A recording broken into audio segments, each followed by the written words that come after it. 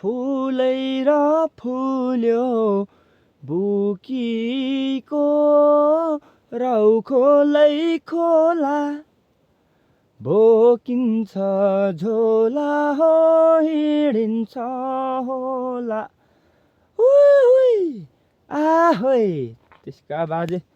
hello नमस्ते नमस्कार म सबिन राई अनि अहिलेको समयमा तपाईहरु के गर्दै हुनुहुन्छ सबैजना सन्चै हुनुहुन्छ होला म पनि सन्चै नै छु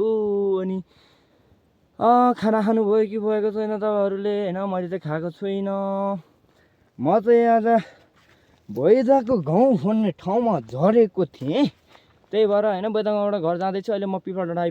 आइपुग्न लागेको छु हैन मूल बाटोमा छु म चाहिँ अहिले यतातिर छु हैन एक्लै नै छु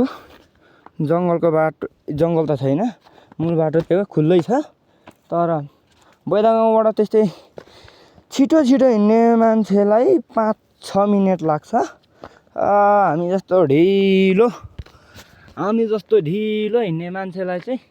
10-15 मिनेट लाग्छ तर मलाई आधी घण्टा लागिसक्यो यो कालो निस्किनुलाई हैन अनि माघे संक्रान्ति तपाईहरुलाई कस्तो लाग्यो त अनि कस्तो मनाउनु भयो त राम्रै मनाउनु भयो होला हामीले राम्रै मनाइयो हैन अनि